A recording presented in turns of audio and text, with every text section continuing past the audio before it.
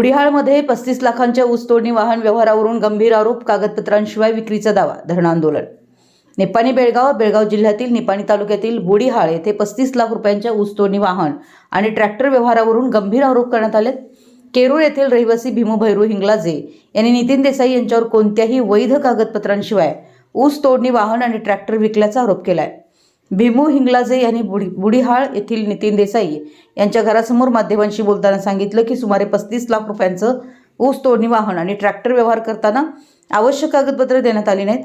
संबंधित ऊस तोडणी वाहनाविरुद्ध आधीच गुन्हा दाखल असल्याचा दावाही त्यांनी केला. हिंगलजे यांच्या म्हणण्यानुसार गेल्या 2 वर्षापासून कागदपत्रांच्या समस्येमुळे ते आर्थिक अडचणीत सापडले असून बँकेच्या कर्जाचा तगादा वाढलाय. या प्रकरणाला कंटाळून त्यांनी पत्नी व मुलांसह नितीन देसाई यांच्या घरासमोर धरणं आंदोलन केलं. मात्र नितीन देसाई यांनी ठोस प्रतिसाद दिला नसून आज देतो उद्या देतो अशी टाळाटाळ केल्याचा आरोप हिंगलाजे यांनी केलाय. तसेच फोनवर संपर्क साधल्यावर देसाई केरळमध्ये असल्याचं सांगून संपर्क तोडत असल्याचा दावा करण्यात आलाय. या प्रकरणात संबंधित ऊस तोडणी वाहनाविरुद्ध महाराष्ट्रातील सातारा जिल्ह्यात गुन्हा दाखल असल्याचंही सांगितलं जातंय. दरम्यान महाराष्ट्र पोलिसांनी हिंगलाजे यांच्या घरासमोर वाहन तपासणी करून चौकशी सुरू केली. अंकली पोलिसांच्या मदतीने पंचनामा करण्यात आला असून पडताळणीनंतर संबंधित वाहन महाराष्ट्र पोलिसांच्या ताब्यात देण्यात आल्याची माहिती हिंगलाजे यांनी दिली. ಮನೆ ಮುಂದೆ ಎಲ್ಲರೂ ಬಂದು ಕೂತಾರ. ಆದ್ರೂ ಇವನ್ ಮನೆ ಮುಂದೆ ನಾವು ದಿನ ಬರೋದ ಹೋಗೋದ. ಇವ ನಮ್ಗೆ ಧಮಕಿ ಕೊಡಾಕದ, ಔಷಧಿ ಕುಡಿಯೋರ್ದ ನಮ್ಮ ಮನೆ ಮುಂದೆ ಕುಡೀರಿ, ಸಾಯವ್ರದ ನಮ್ಮ ಮನೆ ಮುಂದೆ ಸಾಯಿರಿ, ಹಿಂಗೆ ಧಮಕಿ ಕೊಡಾಕದ. ನಾವೇನೈತಿ ನಾವು ಔಷಧಿ ಕುಡಿತೇವೆ. ನನ್ನ ಮಕ್ಕಳ 3 ಮಕ್ಕಳ ಹುಡುಗಿಯರನ್ನ ತಗೊಂಡ್ ಬಂದೇವು. ಇವ್ರ ಮನೆ ಮುಂದೆ ನಾವು ಔಷಧಿ ಕುಡಿತೇವೆ. ನನಗೆ ಏನು ಪೊಲೀಸ್ ಅದನ್ನು ಮಾಡ್ಲಿ ಬಿಡ್ಲಿ ನಾ ಕೈಯಿಂದ ಅಡ್ಜಸ್ಟ್ ಮಾಡಿದೇನು. ಇಂಥವ್ನ ಸಂಗಟ ವ್ಯವಹಾರ ಮಾಡಿದೇನು. ನನ್ನ 3 ಮಕ್ಕಳ ಇವ್ನು ಮನೆ ಮುಂದೆ ಔಷಧಿ ಕುಡಿಯಾಕ ನಾವು ಇವತ್ತು ಬಂದೆವು. ಇವತ್ತು ನಮ್ಮ ರೊಕ್ಕ ಅಡ್ಜಸ್ಟ್ ಮಾಡಲಿಲ್ಲ ಅಂದ್ರೆ ನಾವು ಔಷಧಿ ಇವತ್ತು ಕುಡಿಬೇಕಂತ ನಮ್ಮ ಯೋಜನೆ ಐತಿ. ಮತ್ತೆ ಟ್ರ್ಯಾಕ್ಟರ್ ಒಂದ್ ಕಡೆ ತಗೊಂಡ 2 ಟ್ರ್ಯಾಕ್ಟರ್ ಬಂದವ ಅದ್ರ ಸಂಗಾಟ. ಅವು ಇಸ್ಲಾಂಪುರ್ ಪೊಲಿಟಿಷಿಯನ್ದಾಗ ಅದ್ರ ಮ್ಯಾಗೂ ಕೇಸ್ ಐತಿ, ಚೋರಿ ಕೇಸ್ ಅದ್. ಅವರು ಬಂದ್ ಟ್ರ್ಯಾಕ್ಟರ್ ಒಯ್ಯವ್ರದಾರ. ಅದು ನನ್ನ ಕಡೆ ರಿಪೋರ್ಟ್ ಐತಿ, ಪಂಚನಾಮದ ರಿಪೋರ್ಟ್ ಐತಿ, ಎಲ್ಲಾ ರಿಪೋರ್ಟ್ ನನ್ನ ಕಡೆ ಐತಿ. ಆದ್ರೂ ಹಿಂಗೆ ಯಾವುದೂ ದಾದಿಲ್ಲ. ಮನಿಗ್ ಬಾ ಧಮಕಿ ಕೊಡ್ತಾರಿ, ಕತ್ತರಿಸ್ತೇನು, ಕಡಿತೇನು, ಬಡಿತೇನೆ ಅಂತ ಇವ್ ಹೋಗಿ ತಮಿಳ್ನಾಡ್ದಾಗ ಖುದ್ದ. ಇವನ್ ಸಂಗಾಟ ಪಿಂಟು ಹಿರವೆ ಅಂತೇಳಿ ನಡಕಿನ ಮನುಷ್ಯ ಅದ. ಅವು ಇವನ್ ಚಮಚೆ ಅದ. ಇವ್ ಜತ್ರಾಟದವ್ ಪಿಂಟು ಹಿರೇನೆ ಮೇನ್ ಕಾರ್ಬೋತ್. ಇವ ಕುರಿ ಪಾರ್ಟ್ನರ್ದಾಗ 12 ಲಕ್ಷಕ್ಕೆ ಮಷೀನ್ ತಗೊಂಡಾರು, 8 ಲಕ್ಷಕ್ಕೆ ಟಿಪ್ಲರ್ ತಗೊಂಡಾರು. ಅವು 2 ತಂದು ನನಗೆ 35 ಲಕ್ಷಕ್ಕೆ ಹಾಕಿದಾರ. ಸುಮಾರು 20-30 ಮಂದಿ ಇದೆಲ್ಲ ಅಪಡ ಮಾಡ್ಕೊತ ಬಂದವ್ರು. ಇವ್ರ ಸಂಬಂಧ 4 ಮಂದಿ ಸತ್ತು ಹೋದ್ರು. ಇವ್ರಿಗೆ ಏನು ಕಾಜಿ ಇಲ್ಲ, ಸಾಯೋರು ಸಾಯಿ ಅಂತಾರ. ಇವ್ರದ್ದು ವಸೀಲಿ ಐತಿ, ಇವ್ರದ್ದು ಒಂದ್ ನಮೂನಿ. ಯಾರು ಸತ್ರ ನಮ್ಗೇನ ನಂದು ಬೇಕಾರೆ ಪೂರ್ತಿ ಐತಿ, ಇವ್ರಿಗೆ ಕೊಟ್ಟೇನ ಅಂತೇಳಿ.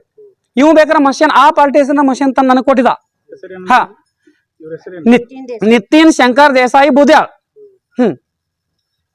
ತುಡುಗ್ ಮಾಡಿದ ಮಷೀನ್ ನನಗೆ ತಂದು ಮಾರಿದ. ಈ ಮಷೀನ್ ವ್ಯಾಪಾರ ಆದ್ಮ್ಯಾಗ ಕೋರ್ಟ್ ಮೆಟ್ರಾಗ 4 ವರ್ಷ ಆತೈತಿ. ನಾ ಮಷೀನ್ ಪೇಪರ್ ಒರಿಜಿನಲ್ ಕೊಟ್ಟಿದ.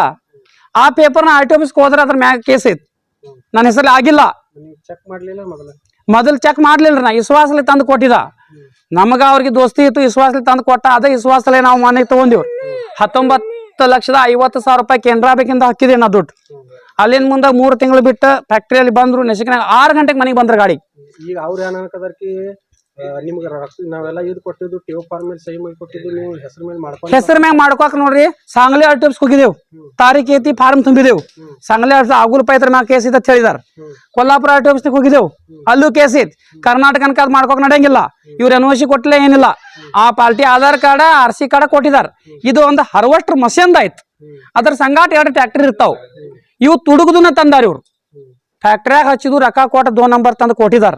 ಈಗ ಅವ್ರು ನನ್ನ ಮ್ಯಾಗ ಚೋರಿ ಕೇಸ್ ನನ್ನ ಮ್ಯಾಗ ಹಾಕಿಲ್ಲ, ತುಡುಗಾಗಿದಾವ ಅಂತ ಹಾಕಿದಾರ. ಅದು ನಾವು RTO ರಿಪೋರ್ಟ್ ತಗದೇವು. ಅವು ಸಕಟ್ ನಮ್ ಕಡೆನೇ ಅದಾವ್. ಅವು ಹಿಂದಿಲ್ ನಾಳೆ ಒಯ್ಯವ್ರು. ಖರೆ ಎಲ್ಲಾ ತಂದು ನೀವು ಕೊಟ್ಟದ ಪ್ರೂಫ್ ಸಕಟ್ ನಮ್ಮಲ್ಲೇ ಐತಿ. ಈಗ ನಮ್ಮ 35 ಲಕ್ಷ ರೂಪಾಯಿ ಹೊಳ್ಳಿ ಕೊಡ್ಬೇಕು. ಅವನ ಸಾಮಾನು ಅವ್ನು ತಗೋಬೇಕು. ಅವ್ನ ಕೇಸ ಅವ್ನ ಏನ ನಮಗ್ ಸಂಬಂಧ ಇಲ್ಲ.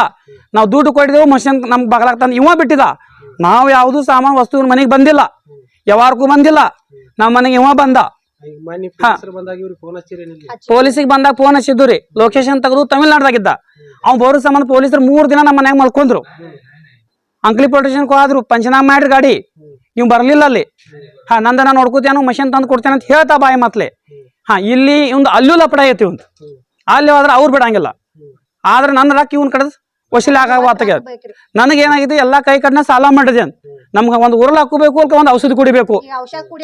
ನಾವೇನ್ ಔಷಧಿ ಕುಡಿಯವ್ರ, ಇವ್ನ ಮನಿ ಮುಂದೆ ಕುಡಿಯವ್ರ.